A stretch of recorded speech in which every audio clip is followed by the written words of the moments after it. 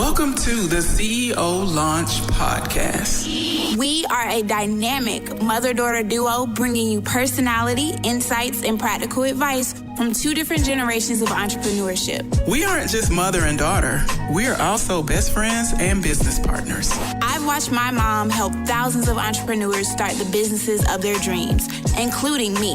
And now it's your turn. Hello, CEO Launch family. We are so happy to be back with you today with our 13th episode. Last week, we talked about how small changes can make such a big impact in your business because, frankly, nobody can do business like you. This week, we wanted to talk about something that's very important in entrepreneurship, and that is learning from rejection. And we're going to discuss some of the things that we learned from just being rejected from different places in our lives. I got this idea because I was on Twitter and I saw this tweet that said, I didn't get the job. And that's okay because sometimes you don't get the job. And I thought to myself, like, yo, that's so real. Like, you know, for all the times that we have gotten job offers or gotten scholarships or partnerships or bids, there were also all the other times where we didn't. And those stories are just as integral to our story as the yeses are. So, Mom, I wanted to ask, what is one big lesson or one particular lesson that you've had from rejection? So I think that what you just said is so important. I think that social media has a tendency to give people like this false sense of what entrepreneurship is. And I also think that because of that false sense, I believe that there are entrepreneurs that give up before they should. And so when I think about it from my perspective, when you mentioned about the tweet about I didn't get the job, how many people are actually out there making posts to say, I didn't get the job, or I got fired today, or a client told me no? They're not reporting those things. We're only reporting the good stuff that happens, the positive stuff that happens, the stuff that we can brag or boast about. So learning from rejection is so important because it's a part of life. It's, you know, like... It definitely is. It's a part of life, and it's a huge part of entrepreneurship. It's a big part of business. And so I want to share a story. This is a vulnerable story too, but it's probably not as vulnerable as I got in the previous episode when I talked about my mistakes. But this one is kind of vulnerable too because I am a high achiever. I am used to getting what I go after. And just to give those of you who are just meeting me or you don't even know who I am, just to kind of paint a picture for you of that high achieveness. Is that a word? No, it's not. But just to paint a picture of that is I was the person who was a single mom in graduate school and built a six-figure business. I was the person who got a master's degree and got a 3.94 and was tripping, you know? Yep, that was her. That was her. So I'm like this high achieving person because I'm that person that once I set my mind to doing something, I'm going to go all in and get it done. I can remember when I was ready to start learning how to pitch myself to media, I hired a media coach. She gave me all these lessons that I had to watch and all this stuff, and I did it. I watched every single lesson over and over and over again. And then when I submitted my first pitch, I was on ABC. So I was used to succeeding. So when it came down to, I decided that I wanted to do a TED Talk. This is when I learned a lot from rejection. So as you guys know, on Saturday, I'm going to be giving my first TED Talk. Yay! Ooh. Bucket list, right? But what you don't know is I made up my mind that I wanted to give a TED Talk in December of 2018. So in December 2018, I said, you know what? I'm going to get serious. I've been talking about it.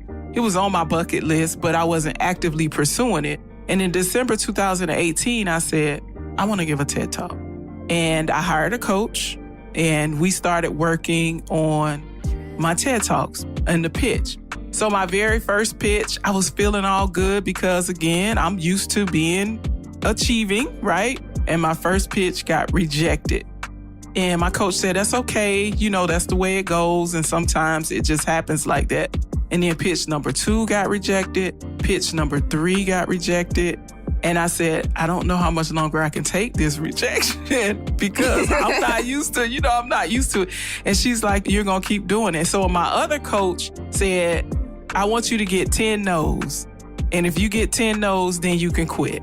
So I pitched 4 times, 5, 6, 7, all rejected. 8 was rejected. 9 was rejected. And I'm like, okay, am I going to get 10 no's like she said? And the 10th pitch was accepted.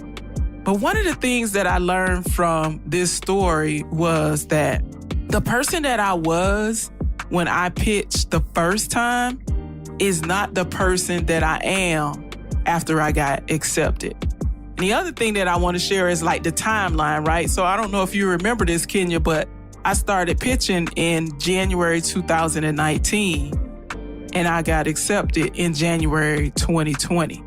And so it was 12 months of no's, like no's to the person who got a 3.94, Right. That wasn't easy. That was really hard. But what I recognized is if I had gotten a yes on the first pitch or even the third pitch, I don't think my TED Talk would be as good because I became a better person throughout that rejection. One of the things that I feel that came out of that story is that I really got to decide, like, do you really want to do this? Because if you get rejected a couple of times, it might make you rethink it and say, I don't know if I really want this. And so for me, it helped me to see, like, I really did want it. And sometimes that's the lesson in rejection. It helps you to see if you really want something. What do you think? No, I definitely agree. I think there is a lot of clarity that comes in rejection. Even thinking about something that came to mind was like catcalling and how you might be on the street and somebody like, hey, baby, how you doing? And as soon as you say no, it's like, well, I ain't like you anyway. It was like, okay, but you clearly didn't, like, if you didn't like me, why was you trying to talk to me? And I think that's how opportunities work. It's like, we might see something that looks good and we think that it's for us, but when it doesn't happen instantly, are we still going to keep pursuing it? Now, that is my disclaimer is please don't keep pursuing people if you're catcalling them. Exactly. That's called stalking. Yeah, don't do that. That's harassment. But the way that you need to go about achieving your goals is in that way. Like if it gets hard, do you still want it? If it's going to take a year or 2 or 3, is it worth it? And as you were telling your story, I was thinking about how hard it was for me to get my house.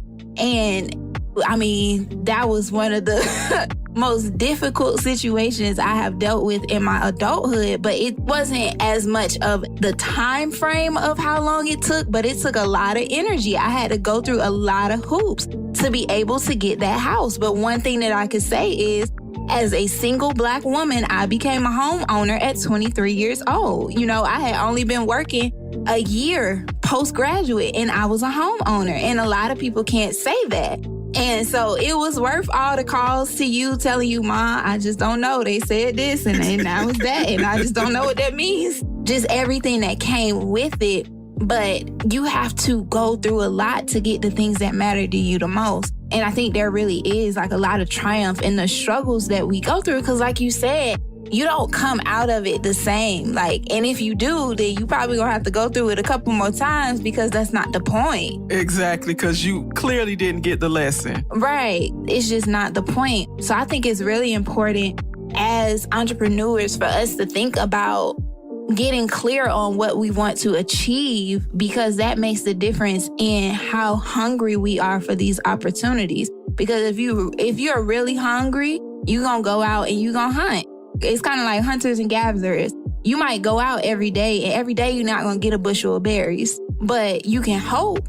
You can keep hunting because you're hungry. You need to eat. So one berry is going to have to do until you can plant the bushel. And I think it's also something else that you said about getting clarity. So a lot of times we just want something because we see somebody else with it. Mm-hmm. And so we see somebody else with it. And so you think, oh, wow, that looks good. You see somebody else in your industry that's doing something and you think, oh, you should do it too, until you realize that it's not as easy as that person has made it. So the rejection part of it is also a clarifying part of the process because it helps you to determine if you really do want that. And I know that for me in my business, there have been things that I've started that after I started them, I'm like, oh, Lord, I don't want to do this.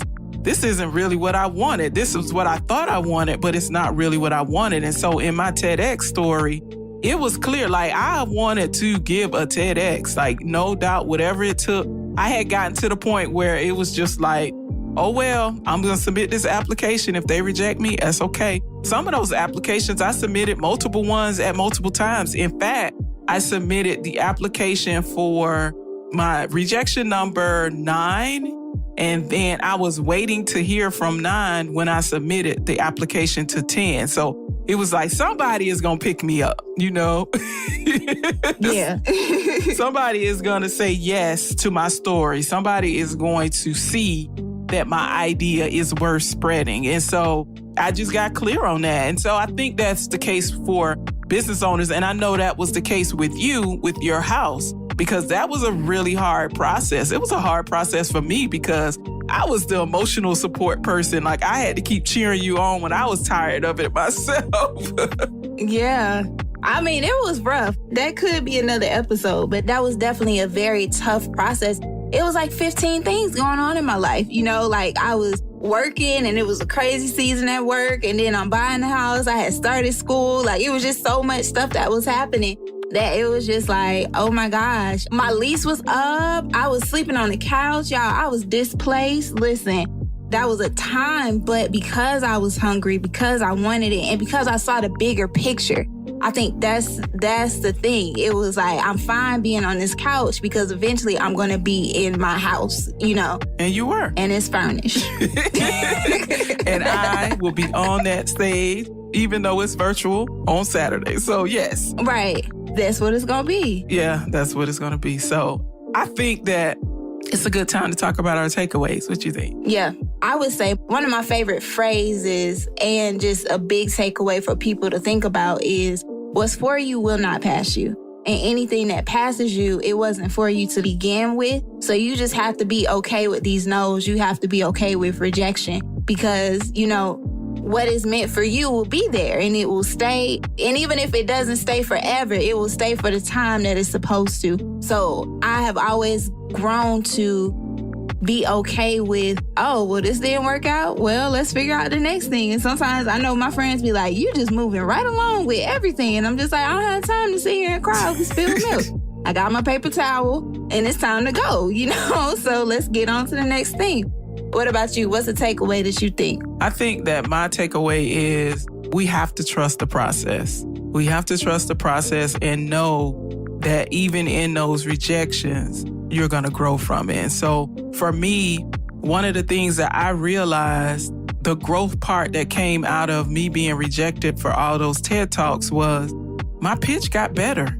Each time that I submitted the pitch, and I still have them all saved. I have them saved and date stamped and everything. And so each time I look back at the old pitches, I just kind of smile and I can see the progression in the pitch as far as what was going to get me on that TEDx stage. And so we have to trust the process and be willing to grow in that process because I feel like even if you don't get what you think you wanted, you still become a better person.